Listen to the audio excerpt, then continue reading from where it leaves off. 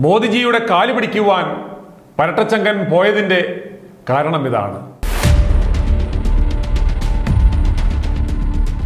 കേരള സന്ദർശനത്തിനെത്തിയ പ്രധാനമന്ത്രി നരേന്ദ്രമോദിയെ സ്വീകരിക്കുവാൻ പതിവിന് വിപരീതമായി പിണറായി വിജയൻ ഇത്തവണ കയ്യും കൂപ്പി ചിരിച്ചുകൊണ്ട് എത്തിയതിനെ ചൊല്ലി പല തിയറികളും ഇന്ന് പട്ടം ചാലക്കുടി റോഡ് സൈഡിലുള്ള മാധ്യമ നിരീക്ഷകരെടുത്ത് വീശുന്നുണ്ട്. എന്നാൽ അതിൻ്റെ യഥാർത്ഥ കാരണം ഇപ്പോൾ ഇതാ പുറത്തു വന്നിരിക്കുകയാണ്.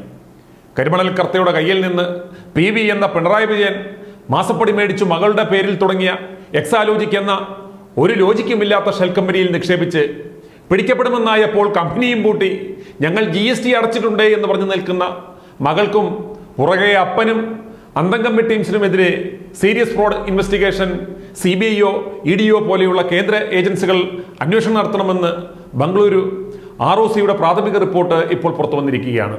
ഇതിൻ്റെ വിശദാംശങ്ങൾ i2 ന്യൂസിൽ ലഭിച്ചു. ഇതുകൊണ്ടാണ് പിണറായി ഇന്നലെ പാർട്ടിയോട് പോലും ആലോചിക്കാതെ നേരെ നെടുമ്പാശ്ശേരിയിലേക്ക് പറന്നുപോയി മുട്ടുകുത്തി നിന്നത്. മോദിജി ചെറിയൊരു കയ്യബദ്ധം, അന്തംകമ്മി പുത്തിയിൽ തോന്നിയ ചെറിയൊരു മണ്ടത്തരം, പ്ലീസ് നാറ്റിക്കരുത്, എന്നെ നാറ്റിച്ചാലും എൻ്റെ മോളെ നാറ്റിക്കരുത് എന്ന് പറയണമെന്നുണ്ടായിരുന്നുവെങ്കിലും ഹിന്ദിയിൽ പറയുവാൻ ആ ഭാഷ അറിയില്ല. ഇംഗ്ലീഷ് ആണെങ്കിൽ ഒരു വശവുമില്ല. അറിയാവുന്ന മലയാളത്തിൽ പറഞ്ഞാൽ കിലുക്കത്തിൽ ജഗതി സമർ ഖാനോട് പറഞ്ഞതുപോലെ ഇരിക്കും എന്നുള്ളത് കൊണ്ട് മിണ്ടിയില്ല. പക്ഷേ മോദിജിക്ക് കാര്യം മനസ്സിലായി. മുഖ്യമന്ത്രിയുടെ മകൾ വീണ വിജയന്റെ കറക്ക് കമ്പനി എക്സാലോജിക്കിന് മുട്ടൻ കുരുക്കാണ് രജിസ്ട്രാർ ഓഫ് കമ്പനീസിന്റെ പ്രാഥമിക റിപ്പോർട്ടിൽ കൊടുത്തിരിക്കുന്നത്. CMRLൽ നിന്നും പണം വാങ്ങിയത് എന്ത് സേവനത്തിനാണെന്ന് തെളിയിക്കുന്ന യാതൊരു രേഖകളും എക്സാലോജിക്കിന് ഹാജരാക്കാനായില്ലെന്നാണ് ബംഗളൂരു ROCയുടെ കണ്ടെത്തൽ. കേരളത്തിലെ മാധ്യമപ്രവർത്തകർ ചോദിക്കുമ്പോൾ ആകെ കാണിക്കാനുള്ളത് അപ്പം ഗോവിന്ദന്റെ കൈരേഖയാണ്. അപ്പൻ്റെയും മകളുടെയും വായിലപ്പോൾ നാക്കില്ല. വാങ്ങിയ പണത്തിന് GST അടച്ചെന്ന വിവരം മാത്രമാണ് എക്സാലോജിക് അന്വേഷണ ഏജൻസികൾക്ക് കൈമാറിയിട്ടുള്ളത്.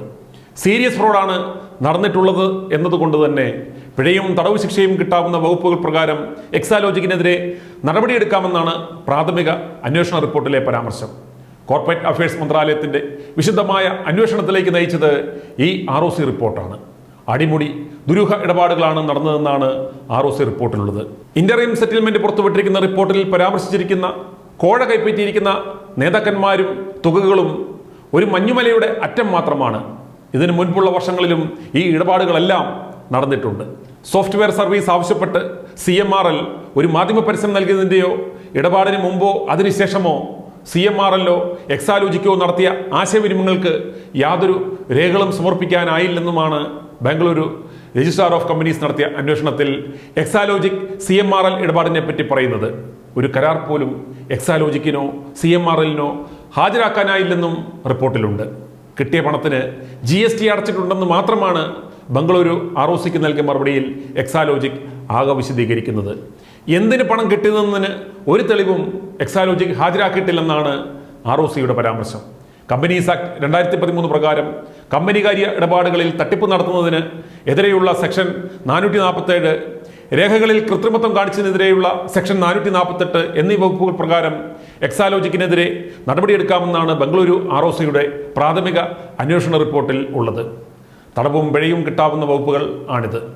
കൂടുതൽ അന്വേഷണത്തിനായി എക്സാലോജിക്കിൻ്റെയും CMRLൻ്റെയും കണക്ക് പുസ്തകങ്ങൾ പരിശോധിക്കണമെന്നാണ് കണ്ടെത്തൽ. സർക്കാർ ഓഹരിയുള്ള കമ്പനിയാണ് CMRL. കമ്പനീസ് ആക്ട് പ്രകാരം റിലേറ്റഡ് പാർട്ടിയുമായി ഇടപാട് നടത്തുമ്പോൾ അത് ബോർഡിനെ അറിയിക്കണം. ഇവിടെ മുഖ്യമന്ത്രിയുടെ മകളുടെ കമ്പനിയുമായുള്ള ഇടപാട് CMRL ബോർഡിനെ അറിയിച്ചിരുന്നില്ല. ഇത് സെക്ഷൻ 188ന്റെ നഗ്നമായ ലംഘനമാണ്. പ്രാഥമിക അന്വേഷണത്തിൽ തന്നെ ഇത്രയും ഗുരുതരമായ ക്രമക്കേടുകൾ കണ്ടെത്തിയതിനാൽ വിശദമായ അന്വേഷണം വേണമെന്നാണ് ROCയുടെ റിപ്പോർട്ട്. ഇതിൻ്റെ അടിസ്ഥാനത്തിലാണ് കോർപ്പറേറ്റ് അഫയേഴ്സ് മന്ത്രാലയം വിശദമായ അന്വേഷണത്തിന് ഉത്തരവിട്ടത്. നൽകാത്ത സേവനത്തിനാണ് എക്സാലോജിക് പണം കൈപ്പറ്റിയതെന്ന ആദായ നികുതി ഇന്ററിം സെറ്റിൽമെന്റ് ബോർഡ് ഉത്തരവിലെ കണ്ടെത്തലുകൾ തന്നെയാണ് ROC റിപ്പോർട്ടിലുമുള്ളത്.